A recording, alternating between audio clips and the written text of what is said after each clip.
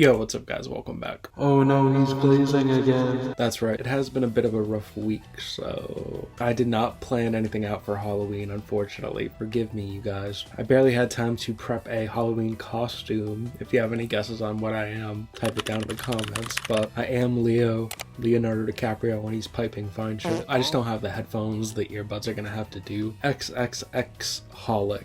That is a mouthful to say, so I'm just gonna say XxxHOLiC. XxxHOLiC is an extremely underrated show slash manga. Finished pretty much the whole anime last year, and one thing I can say about the anime is that it's extremely immersive. It's hypnotizing in a way. XxxHOLiC was being published at the same time that Tsubasa Reservoir Chronicles was, another fantastic show. But the reason why I'm talking about XxxHOLiC today is because obviously, if you know anything about it, the strong spiritual theme of the show. It's a spooky show, it's a spiritual show about spiritual things. It's very Japanese coded. If you do like anime slash Japanese culture, you should definitely watch XxxHOLiC because the supernatural elements are all Japanese coded, like I said. It's the epitome of Japanese supernatural anime slash manga. I've only watched the anime, so I'm going to stop doing the slash manga thing. I haven't read the manga, but I did read the last chapter because I had seen that new chapter drop, so I had to check it out. Like I said, this is a great show to talk about on Halloween because of the supernatural elements, and it is extremely Japanese coded, which is why it is the epitome of Japanese supernatural anime. That's kind of like a double positive, but supernatural anime, that's about Japanese shit. When an anime has Japanese influence to it, like Rurouni Kenshin, like Bleach, those animes are pretty much automatically better because the authors are talking about something they know about, right? I started watching XxxHOLiC because I was looking for an anime movie to watch. I am a big anime movie fan. The XxxHOLiC movie is goated. In the movie, we actually get to see something we see multiple times, which is episode 1 of XxxHOLiC. And in this episode, Watanuki is walking home from school, I believe, and he's just being swarmed by spirits, by supernaturals, and it's just creating this glob. He's being swallowed up, all right, by all these different spirits, and he can barely walk. He's getting shit on, and I believe he can actually see them, so he's like, what the hell is going on, right? Because he's just being swarmed, he's being swallowed up, and we see this multiple times. We see it in the movie, we see it in both episode 1s, because there's a remake of the anime, and because he is in such a predicament, he is able to unlock pretty much Yuko's shop, which is this supernatural shop. There's a lot to this, alright? Yuko is known as the Dimensional Witch, mostly in Tsubasa Reservoir Chronicles.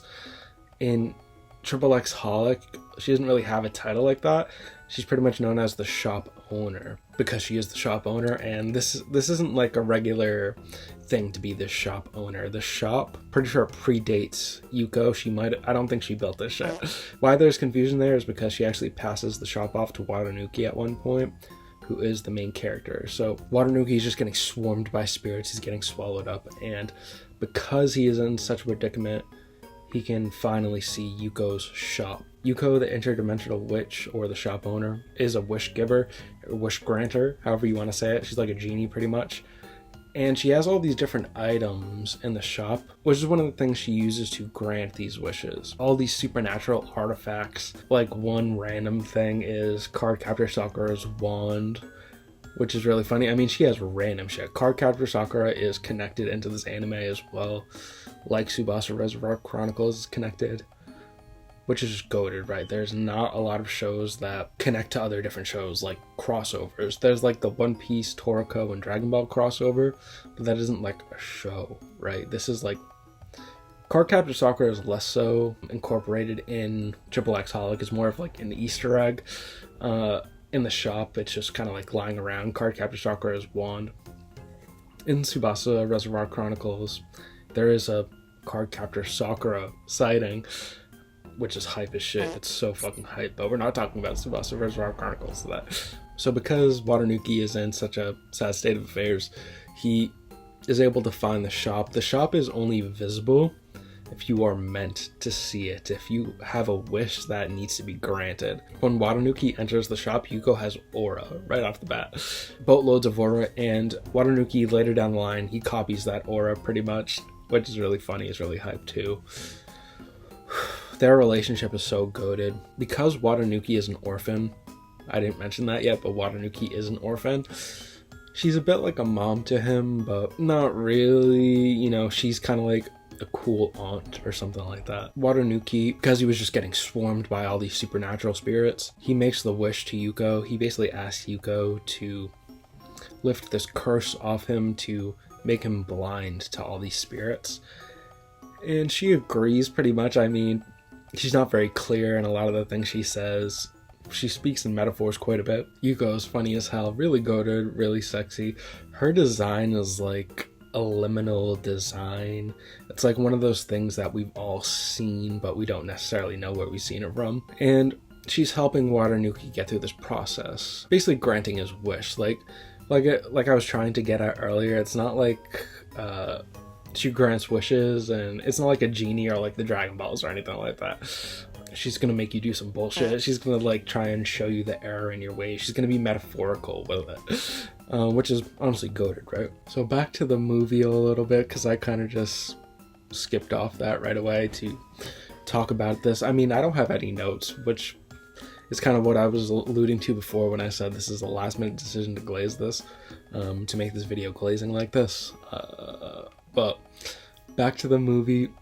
Just go watch the movie, honestly, if you haven't. Yuko gets this letter to come to this party, basically, and at this party, there are a bunch of collectors, very high-level collectors, like watch collectors or stamp collectors. And it's actually brilliant because the things people choose to collect kind of give you insight into what kind of character they are, what kind of person they are. A lot of these collections are not normal collections. Like, one of the collections is spoons, which is really interesting. I actually have a short on this. I'll probably just run part of the short right now.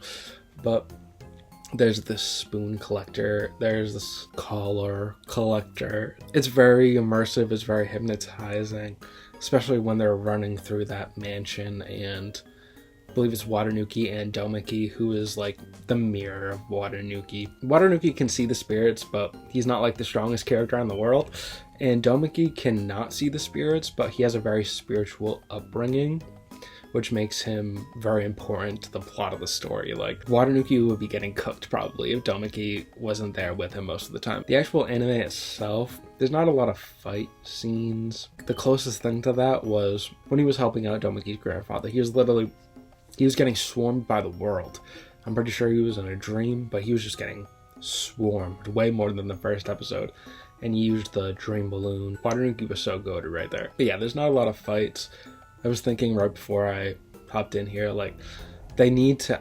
Seishiro needs to come in hot into XxHOLiC. Seishiro is probably the most goated clamp character of all time, I'm not gonna lie.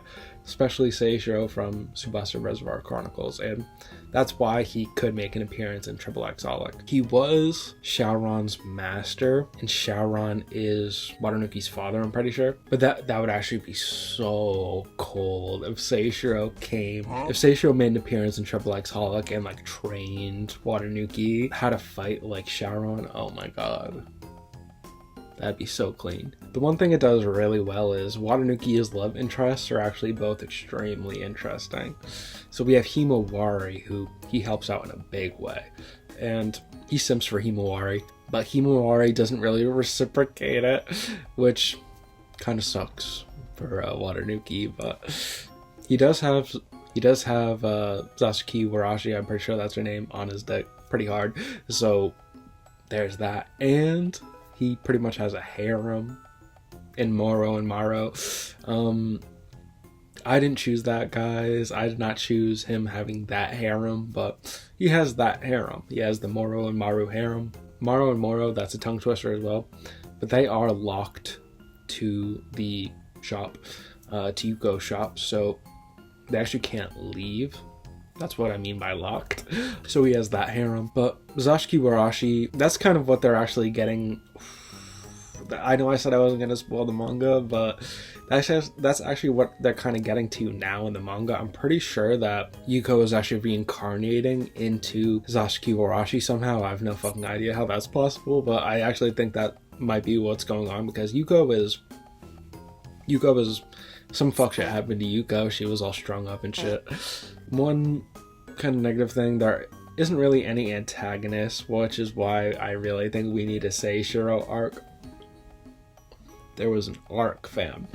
There was an actual arc of, basically it would, my headcanon, it would be like Seishiro would be like Ariel.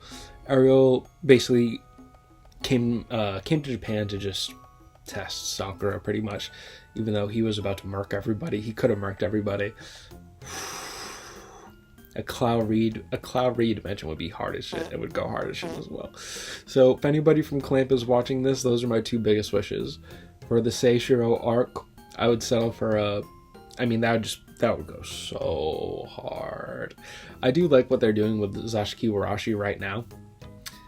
I need to read the manga to be honest with you, but I'm pretty sure Yuko is reincarnating as her. The Seishiro arc, like I want, he would just be there to test Watanuki just because he is a god. He's godlike. Hunting vampires, like Seishiro is literally so goated. So I want to see the Seishiro arc. I want to see him test Watanuki. A Cloud Reed mention would be godlike, honestly. Cloud Reed is so goated. Absolutely so goated. But yeah, Watanuki does want to fuck Himawari, and Sasaki Warashi is on Watanuki's dick. And he does have a harem of Moro and Maro. Watanuki's relationships are actually pretty interesting. I actually do enjoy them, because Himawari, like I was saying, Watanuki is simping for her, but she's not reciprocating, which is really funny. And she's kind of, she's like a little bit ditzy, but then towards the end of her character arc, when Watanuki helps her out in a big way, he gives her that bird that can always be with her. She kind of shows like a devious side, like she's known, like, pretty sure she has known that she's basically bad luck to everybody who's around her, which is a pretty interesting idea. I think it's a little bit more turned up than just bad luck. I'm pretty sure her parents got murked because of this character quirk. Like I said, she's pretty ditzy, and she acts like she doesn't see Watanuki simping for her, but towards the end of her character arc, she was looking kind of devious. She had some devious shots in the anime. Let's just say that. Yeah, just talking like this makes me want to go read the manga, so I'll definitely have to do that and make another video. Forgive me if this video is not the most edited. I did just kind of want to get something out for Halloween that was Halloween themed. I hope you guys enjoyed. Happy Halloween, everyone. Please like, comment, and subscribe if you enjoyed, and have a great day. Thanks again.